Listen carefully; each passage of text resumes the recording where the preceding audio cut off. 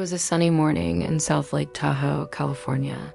On June 10th, 1991, 11-year-old Jaycee Lee Dugard walked up the hill toward her school bus stop. She wore her favorite pink windbreaker, and her mother watched her from the porch.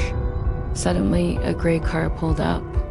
A man opened the door, tased her, and drove off. Philip claimed he heard voices from angels, but his actions were anything but divine. He controlled Jaycee's life, deciding when she could speak, eat, sleep. Nancy, complicit in everything, called Jaycee their responsibility. The backyard grew crowded, 2 little girls growing up in isolation, not knowing the outside world. They even walked past the backyard, but no one ever looked close enough. No one ever questioned what was behind the fence. Jaycee was right there. Jaycee's sense of time began to fade. She forgot what freedom felt like. Garrido convinced her that she couldn't go back, that no one would believe her, that she would be taken from her daughters. With Jaycee, but she didn't say her real name. She still called herself Alyssa. Her mother, who never stopped believing, was reunited with her daughter. The embrace was long, tearful, unbelievable. The impossible had happened, but healing. That would take years. After 18 years, it was hard to speak the truth. But slowly, under pressure, she broke down. Her mission, to let other survivors know they are not alone. Her past no longer defined her, it empowered her. And then quietly, shaking, she said the words no one expected. I'm Jaycee Dugard. She lost 18 years of her life, but gained the world's respect. Her story reminds us that even in the darkest corners, hope can survive. And sometimes, even the most silent voices find their way home. So she stayed quiet, she lived for her girls. Survival became her only purpose. Escape wasn't a fantasy, it was impossible. But the system failed her again and again.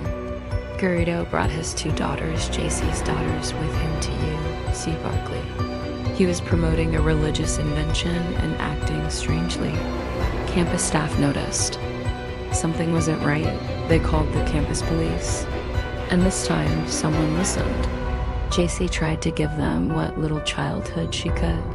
She taught them how to read and write. She created imaginary games. But she could never tell them the truth, because even hope felt dangerous. Jaycee was no longer a child. She was a possession. But the truth was simple.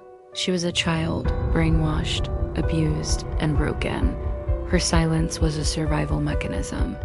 She did what she had to stay alive. In seconds, she was gone.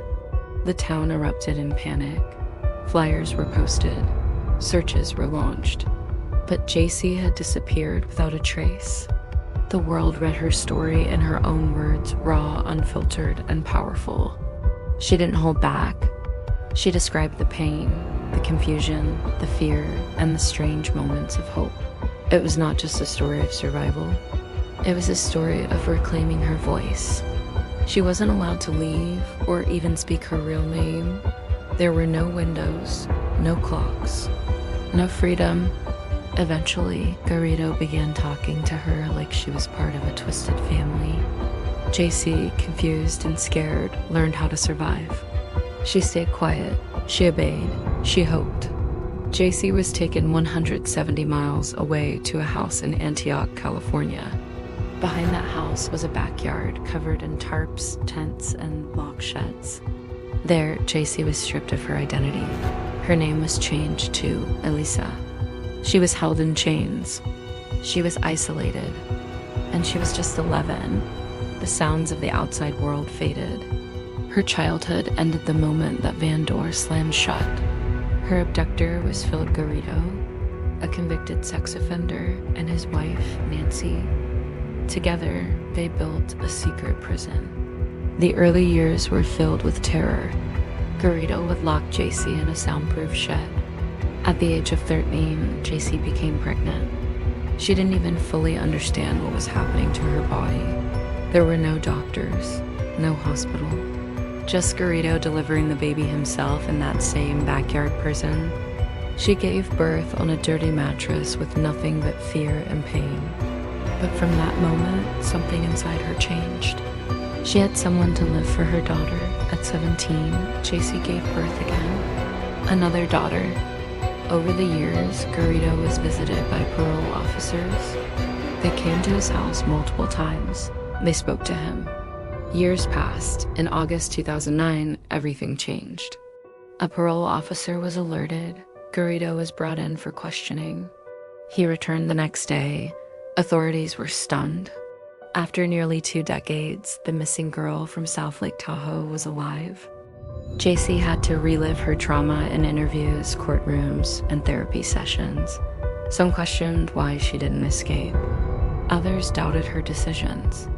In 2011, Jaycee released her memoir, A Stolen Life. Jaycee didn't stop there. She created the JA Foundation to support families affected by abduction and trauma. She began speaking at events, inspiring others. Jaycee Dugard was once a name on a missing poster. Today, she's a symbol of unimaginable resilience. If you found this story powerful, don't forget to like, subscribe, and share. There are more untold stories waiting to be heard.